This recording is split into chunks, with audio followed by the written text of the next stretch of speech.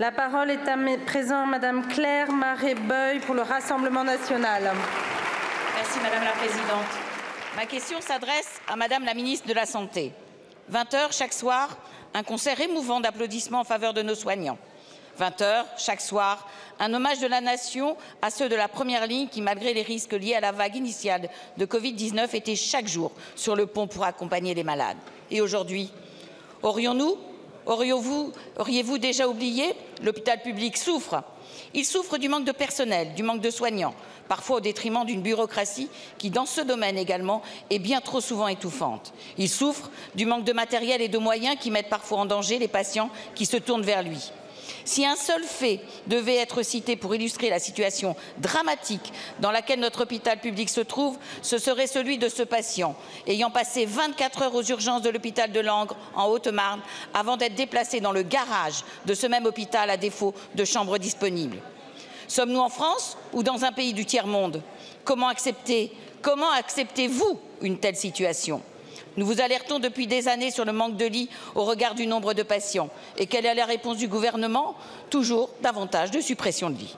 Une étude de l'adresse publiée récemment fait état d'une suppression de 43 000 lits d'hospitalisation depuis une dizaine d'années, avec 4 900 lits supprimés pour la seule année 2023. Quand allez-vous cesser cette folie? Nous devons au contraire recruter et former davantage de médecins et d'infirmières. Nous devons leur donner les moyens nécessaires à l'exercice de leur mission de service public et non se contenter de belles déclarations qui ne sont jamais suivies d'effets. Face à la crise profonde que traverse l'hôpital public et à travers lui l'ensemble du personnel soignant, il est urgent de réagir.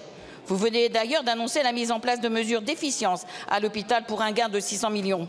Alors, Madame la Ministre, ma question est double. Quand allez-vous enfin prendre conscience de cette terrible situation et y apporter des réponses nécessaires? Et quelles sont ces mesures d'efficience annoncées? Je vous remercie. La parole est à Madame Geneviève Darrieussecq, ministre de la Santé. Merci Madame la Présidente. Madame la députée, notre hôpital a des difficultés, personne ne va le lier dans certains secteurs, mais je peux dire quand même que nous sommes fiers de nos hôpitaux. Nous sommes fiers des soignants qui y travaillent. Nous sommes fiers des soins qui sont donnés aux Français dans ces hôpitaux. Si vous êtes hospitalisé, qui que nous soyons ici, avec une maladie quelle qu'elle soit, nous sommes pris en charge et bien pris en charge. Donc je voudrais quand même que l'on arrête de dire que notre hôpital est à la dérive et ne va pas bien. Mais oui, il y a des difficultés. Vous avez raison. Dans certains services, les services d'urgence, très simplement parce qu'ils accueillent tous les soins non programmés. Et nous sommes en train de travailler à faire en sorte que les soins non programmés soient dirigés vers d'autres praticiens quand ce ne sont pas des urgences. Oui, il y a des secteurs qui sont en difficulté.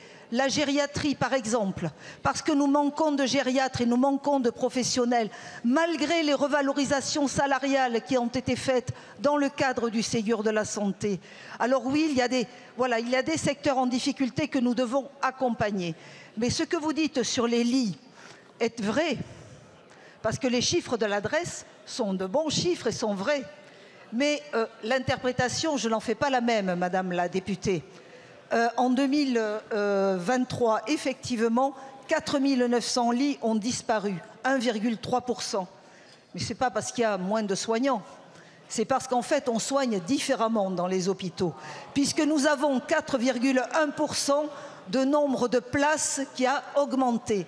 Donc c'est l'ambulatoire qui maintenant ne se fait plus qu'en chirurgie mais aussi en médecine, et c'est le déploiement de l'hospitalisation à domicile. Donc il y a moins de places d'hébergement mais plus de places pour soigner les personnes, et je crois que c'est ça qui est important. Nous travaillerons dans ce sens. Merci beaucoup Madame la Ministre. La parole est à présent à Monsieur Jean Moulière pour le groupe